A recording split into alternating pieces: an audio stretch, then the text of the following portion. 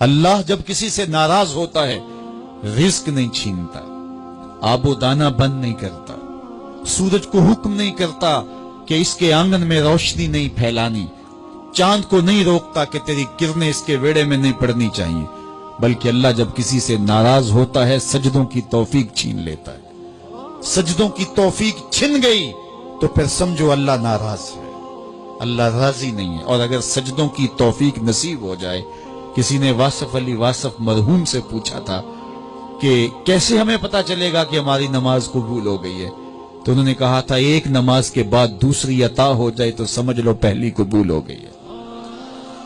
تو نمازوں کا نصیب ہونا یہ اللہ کی رضا اور اللہ کی خوشنودی کی دلیل ہے، اور سجدوں کی توفیق کا چھن جانا یہ اللہ کی ناراضگی کی دلیل ہے۔ میں اور آپ دیکھیں کہ ہم کہاں کھڑے۔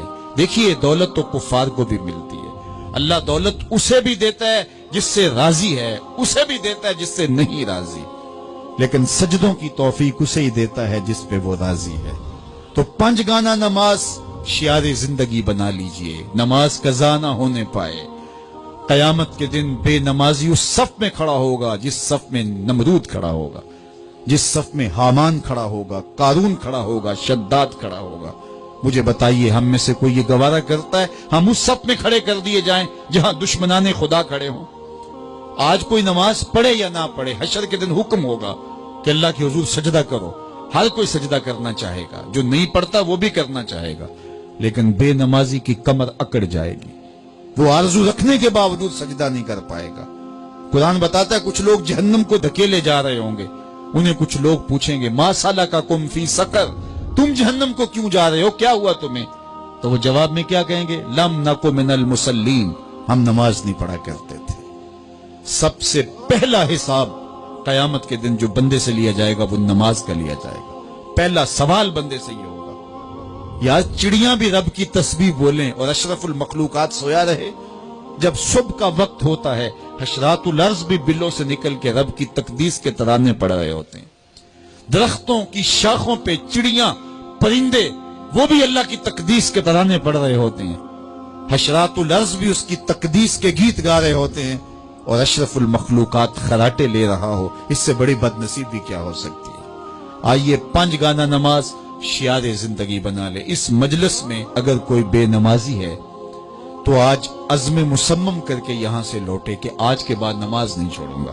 اور اگر آپ 5 گانا نماز کی عادت رکھتے ہیں تو آپ کو مبارک ہو، لیکن یہ عزم کر کے جائیے اپنے گھروں میں، اپنے اعزاء و اقرباء اور اپنے دوستوں میں اس زور سے تلقین اور تاکید کریں گے نماز کی کہ وہ پکے نمازی بن جائیں گے۔ بندہ بندگی سے سجتا ہے، زندگی آمد برائے بندگی، زندگی بے بندگی شرمندگی۔ اگر زندگی میں بندگی نہیں تو زندگی کے پلے ہے کیا؟ علماء نے لکھا ہے کہ یہ سارے درخت حالت قیام میں ہیں، چوپائے حالت رکوع میں ہیں، مینڈک تشہد میں ہیں، اور حشرات الارض سجدے میں ہیں، اور انسان اشرف المخلوقات ہے۔ اس کی عبادت میں درختوں کا قیام بھی رکھا گیا، اور رکوع بھی رکھے گئے، اور سجدے بھی رکھے گئے، اور قعدے بھی رکھے گئے، اس لیے تاکہ اس کی عبادت تمام مخلوقات کی عبادات کی جامع بن جائے۔ لیکن اس کے باوجود اللہ کے حضور سجدہ ریز ہونا پسند نہ کرے تو بتائیے کیسے رحمتیں اس کے اوپر اتریں گی؟ خوش نصیب تو وہ ہیں جو 5 گانا نماز ادا کرنے کے بعد تہجد بھی قضا نہیں ہونے دیتے، سجدوں سے اللہ کے حضور حاضری پیش کرتے ہیں۔ سب سے زیادہ بندہ اللہ کے اس وقت قریب ہوتا ہے جب سجدے میں سر رکھا ہوا ہوتا ہے۔